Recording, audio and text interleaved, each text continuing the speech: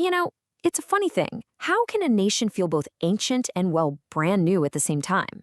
That's the puzzle we're diving into today with Croatia. Its modern borders were forged in a war many of us can still remember, yet its roots are said to go back millennia. So today, we're going to unwrap the layers of Croatian identity and see how history, culture, and conflict all had a hand in creating it.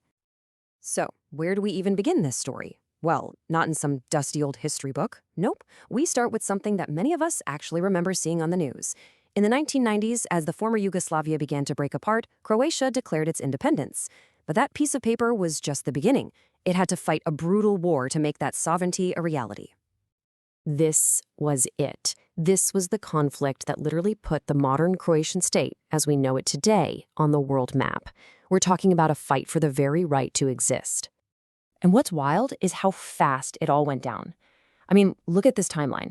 The Constitution gets adopted late in 1990, and that just kicks off 4 years of really intense conflict. It all finally wraps up with the Dayton Agreement in 95.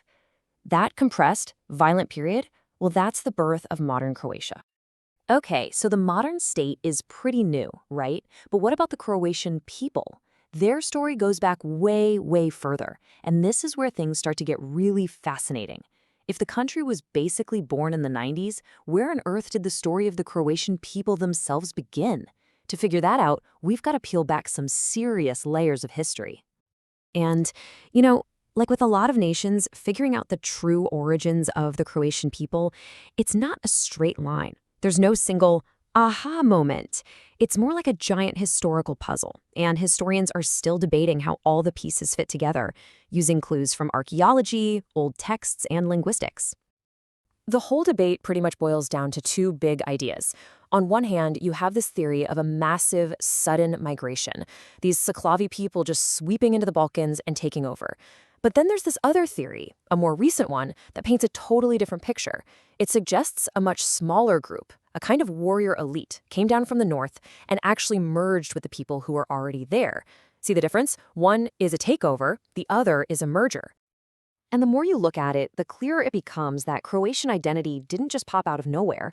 It was forged in a real melting pot. I mean, think about it.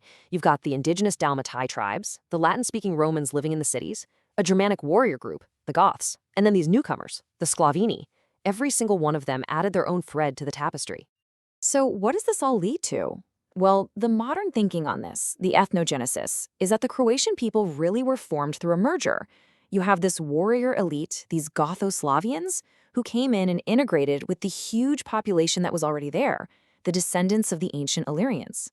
So it wasn't a replacement at all. It was a combination, a really powerful one. Okay, hold on. If the ancient roots are this big, complex mix of different peoples, that begs a huge question, right? How do you take all that diversity and build one unified national identity? It's one thing for a people to exist, but it's a whole other thing for them to start seeing themselves as a single nation. And for that part of the story, we have to jump way forward in time, to the 19th century. And that brings us right to the doorstep of something called the Illyrian movement. This is where a group of young, passionate Croatian intellectuals decided to launch a massive cultural and political campaign. Their goal?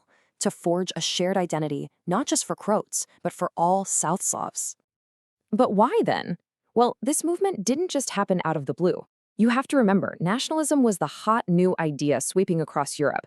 At the same time, Croats were feeling serious pressure from growing Hungarian nationalism, which was threatening to just swallow their culture whole. So the Illyrian movement was partly a defense mechanism, a way to say, hey, we're here, and partly this big romantic project to unite all the South Slavs under one cultural and linguistic flag. And this quote from the movement's leader, Ljudevit Gaj, just says it all. Let us gather everything of the best in one wreath, which will never weather. I mean, you can just feel the romanticism, right? The idea was to take the best parts of all the different South Slavic cultures and weave them together into something beautiful and lasting.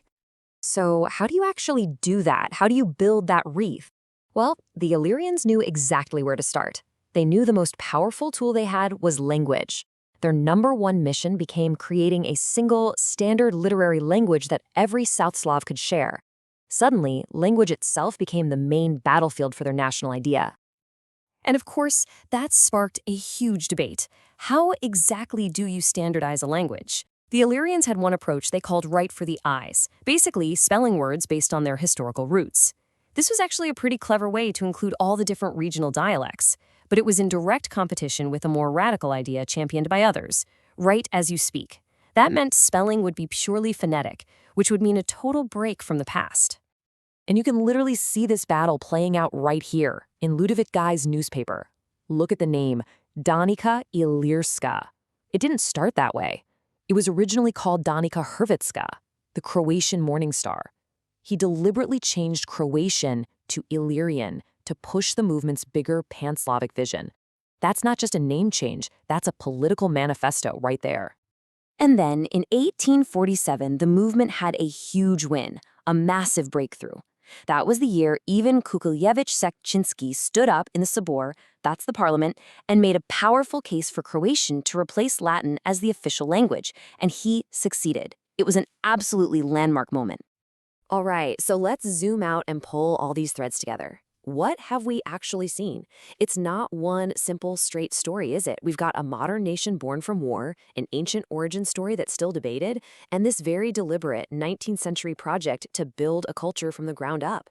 What this shows us is an identity that's always in motion. A great way to think about it is in 3 layers. Layer 1, the deep, ancient past, an identity formed from this complex merger of peoples. Then, layer 2, the 19th century, this romantic, intellectual project to build a single culture and language. And finally, layer 3, the modern era, a political identity forged in the fire of a war for sovereignty. So what's the big takeaway here? I think the Croatian story shows us, really clearly, that a national identity is never some static thing carved in stone from ancient times. It's a living, breathing thing. It's this dynamic dance between ancient memories, deliberate cultural creation, and the defining political struggles that shape a people. And that's the thing, isn't it? A nation's story is never really finished. It's constantly being retold, re-examined, and rewritten. And it kind of makes you think, what are the layers that define your own story? What are the ancient origins, the cultural movements, and the historical events that have shaped who you are?